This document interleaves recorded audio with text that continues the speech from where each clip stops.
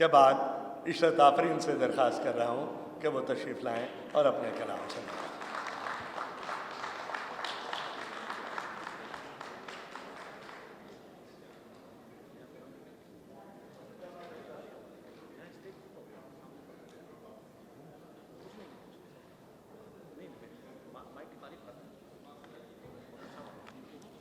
صاحب صدر اور صاحب اعزاز جناب آصف کاظمی صاحب کی اجازت سے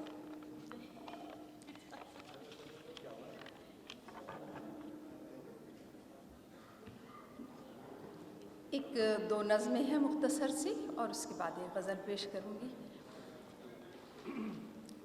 میری ماں مجھ سے کہتی تھی دوپٹہ ٹھیک سے اوڑھو، میری ماں مجھ سے کہتی تھی دوپٹہ ٹھیک سے اوڑھو، ذرا جھک کر چلو بیٹی،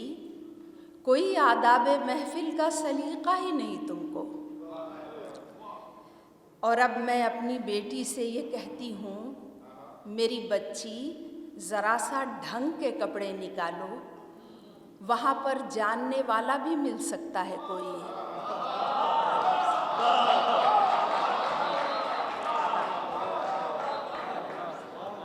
یہ جو ہم دو تہذیبوں کے درمیان اپنے بچوں کے پروان چڑھا رہے ہیں، اسی سلسلے کی ایک اور نظم یاد آ رہی ہے کہ میرا بائی نے کہا تھا میرا درد نہ جانے کوئی، ایک عورت نے یہ مصرع کہا تھا، اور میں نے اس کو عنوان بنایا ہے نظم کا کہ ایک طرف میرا درد نہ جانے کوئی، ایک طرف بیٹی ہے میری، ایک طرف میری ماں، ایک طرف بیٹی ہے میری، ایک طرف میری ماں، دونوں مجھ کو عقل بتاتی رہتی ہیں، باری باری سبق پڑھاتی رہتی ہیں، دونوں مجھ کو عقل بتاتی رہتی ہیں، باری باری سبق پڑھاتی رہتی ہیں، دو نسلوں کے بیچ کھڑی میں خود پر ہنستی رہتی ہوں، اپنی گرہیں آپ ہی کستی رہتی ہوں، میرے دونوں ہاتھ بندھے میرا درد نہ جانے کوئی۔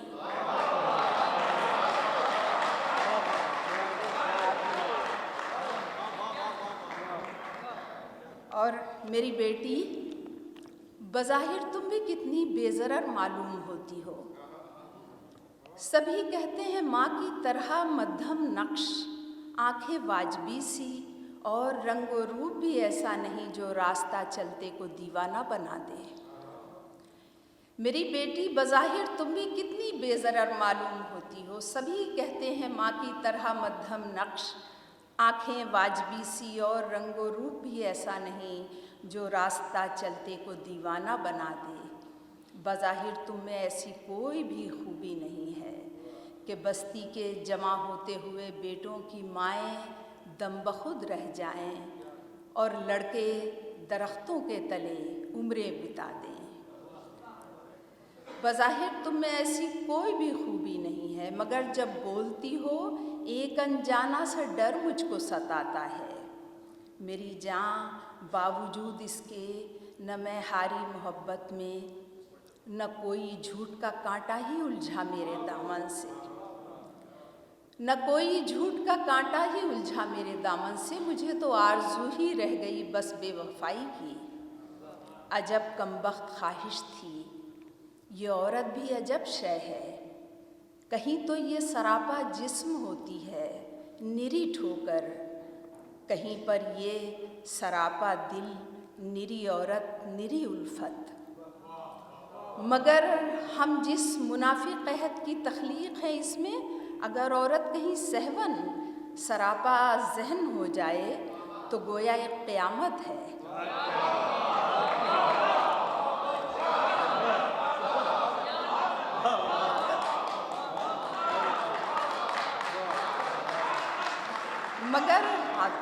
مگر ہم جس منافق عہد کی تخلیق ہیں اس میں، اگر عورت کہیں سہون سراپا ذہن ہو جائے تو گویا ایک قیامت ہے۔ یہی تو ہے کہ جب تم بولتی ہو ایک انجانا سا ڈر مجھ کو ستاتا ہے، تمہیں کیسے میں سمجھاؤں जो इस बिस्तर पे छाले हैं, जो इन रस्तों में कांटे हैं, जो इन रस्तों में कब्रें हैं, जो इन तलवों में कांटे हैं, मगर फिर ध्यान आता है कि मैंने तो तुम्हारे रास्ते के चुन दिए कांटे, चरागां कर दिया कब्रों पे, ठंडे कर दिए छाले। तुम्हारे वास्ते तो फूल होंगे रास्ते सारे, मेरा दिल मुस्कुराता है, मेरा दिल मुस्कुराता है। और तबरुकन चंद अशार उस गज़ल के जो मैंने अव्वलीन गज़लों में से मेरी थी, और इस वक्त एक ऐसी हस्ती यहाँ इस मुशायरागाह में हमारी मेहमान है जिनके वालिद साहब के कलाम को पढ़ के मैंने शायरी करना सीखा, यानी मेरे ज़हनी और मेरे रूहानी उस्ताद नासिर काज़मी, जिनका जो पहली शायरी मुझे मिली थी, जिनकी बदौलत आज शायद मैं शायरा हूँ जो आपको नज़र आ रही हूँ। और ये वो गज़ल थी जो मेरी किताब में है, नज़र नासिर काज़मी के उन्वान से। और मैं इस वक्त जनाब बासिर काज़मी साहब की खिदमत में अदब के साथ पेश करती हूँ और उनकी नज़र करती हूँ कि पहरों खुद से बातें करना। और ये देखिए 1977 की डायरी में है मेरी ये नज़्म, और 1900 यानी पूरे 40 साल हो गए इस साल इस गज़ल को कहे हुए और मेरी बिल्कुल शुरू की गज़ल है। और दूसरे ये कि ये गज़ल मेरे पहले मजमूए में आई है जो 1985 में छपा है, कुंज पीले फूलों का। तो पहरों खुद से बातें करना, फिर खामोशी, बोल उठा दिल का सन्नाटा, फिर खामोशी। पहरों खुद से बातें करना, फिर खामोशी, बोल उठा दिल का सन्नाटा, फिर खामोशी। ध्यान दरीचों में फूलों की कंदीलों ने आग लगाई, जश्न मनाया, फिर खामोशी। और दूर कहीं दो पत्ते खड़के खुशबू रोई, दूर कहीं दो पत्ते खड़के खुशबू रोई, तन्हाई ने शोर मचाया, फिर खामोशी। और शेर है, तन्हाई ने शोर मचाया, फिर खामोशी। दूर कहीं एक बादल उतरा अंगनाई में, दूर कहीं एक बादल उतरा अंगनाई में, दिल की ओस से बिस्तर भीगा, फिर खामोशी। और रात की दीवारों से उछली दूध की धारा,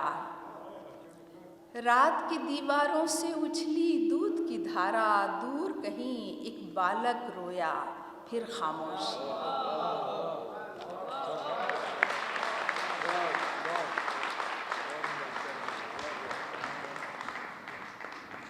इशरत आफरीन ने अपनी 40 साल पुरानी गज़ल ढूंढ के निकाली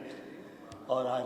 बासिर काज़मी साहब के सामने वो पेश की, क्योंकि ज़ाहिर है नासिर काज़मी साहब के सामने पेश करने का मौका नहीं मिल सकते। तो और अब